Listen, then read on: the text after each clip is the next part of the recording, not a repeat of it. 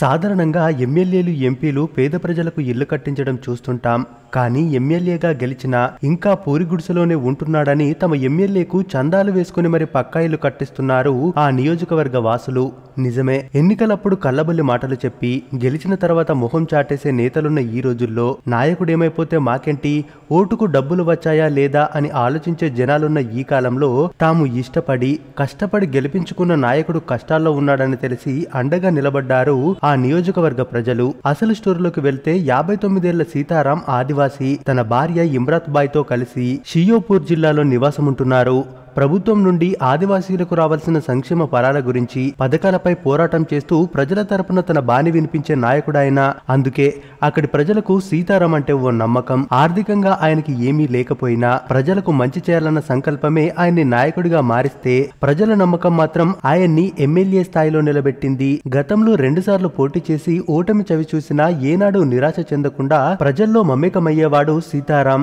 ఎవరికి ఏ కష్టం వచ్చినా ముందుండేవాడు.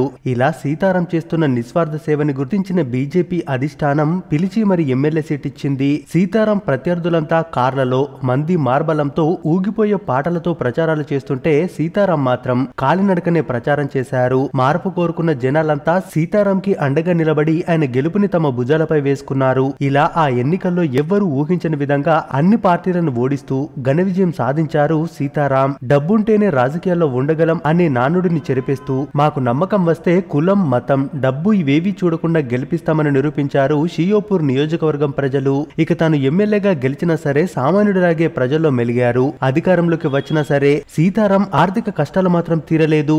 ఎందుకంటే కొందరి నాయకుల్లా అధికారాన్ని అడ్డు పెట్టుకుని సొమ్ము చేసుకుందాం అని చిల్లరగా ఆలోచించే వ్యక్తి కాదు.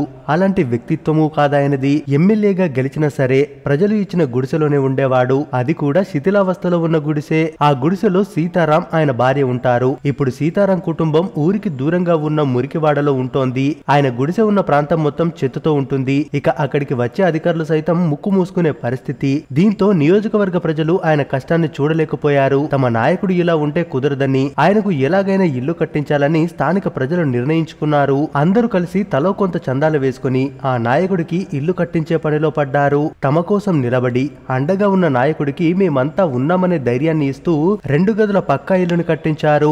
నిజానికి సీతారాం అనుకుంటే పెద్ద ఇల్లే కట్టేవాడేమో, కానీ అది ప్రజల డబ్బు అని దానిపై తనకు హక్కు లేదని తన అధికారాన్ని పవిత్రంగా భావించారు. అంతేకాదు ఎమ్మెల్యేగా గెలిచాక కూడా ఆయనలో ఇసుమంత మార్పు కూడా రాలేదంటారు అక్కడి ప్రజలు. ఇక నియోజకవర్గ ప్రజలు ఇల్లు కట్టిస్తుండడంపై ఎమ్మెల్యే సీతారాం స్పందిస్తూ నా నియోజకవర్గ ప్రజలు నాకు 100 నుంచి 1000 రూపాయల వరకు విరాళాలు ఇచ్చి ఇల్లు కట్టిస్తున్నారు. మాది చాలా పేద కుటుంబం. నేను ఎన్నికల్లో పోటీ చేసిన రోజే చిల్లర నాణాలతో నియోజకవర్గ ప్రజలు తులాభారం వేశారు. ఆ డబ్బుతోనే ఈ గుడిసె కట్టుకున్నా. ఇప్పుడు వారే చందాలు వేసుకుని ఇల్లు కట్టిస్తుండడం చాలా సంతోషంగా ఉంది. నా ఎమ్మెల్యే జీతాన్ని నియోజకవర్గ ప్రజల సంక్షేమం కోసమే ఖర్చు చేస్తాను అని సీతారాం తన ఉదారతను చాటుకున్నారు. ఇక ఈ ఎమ్మెల్యేకి 5 లక్షల విలువ చేసే 2 ఎకరాల భూమి, 600 గజాల ఇంటి స్థలం, అకౌంట్ లో 46,000 ఇవే ఆయన సంపాదించుకున్న ఆస్తులు. ఏది ఏమైనా నిజంగా సీతారాం లాంటి ఎమ్మెల్యేలు ఈ రోజులో ఉండడం కూడా నిజంగా గర్వించదగ్గ విషయమే. అందుకే సమాజంలో మార్పు రావాలంటే సమస్యలపై పోరాడే నాయకుడు కావాలి. అప్పుడే పేదలకు సరైన సంక్షేమ పథకాలు అందుతాయి. ప్రతి ఒక్కరూ ఓటు హక్కును వినియోగించుకుని సరైన నాయకుడిని ఎన్నుకోవాలి. పేదోడి కల నెరవేరాలంటే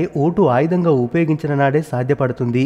మరి మీరేమంటారు? ఈ వీడియో గురించి మీ అభిప్రాయాన్ని కామెంట్స్ రూపంలో తెలియజేయండి. మరిన్ని ఇలాంటి వీడియోస్ కోసం మన ఛానల్ ని తప్పక సబ్స్క్రైబ్ చేసుకోండి.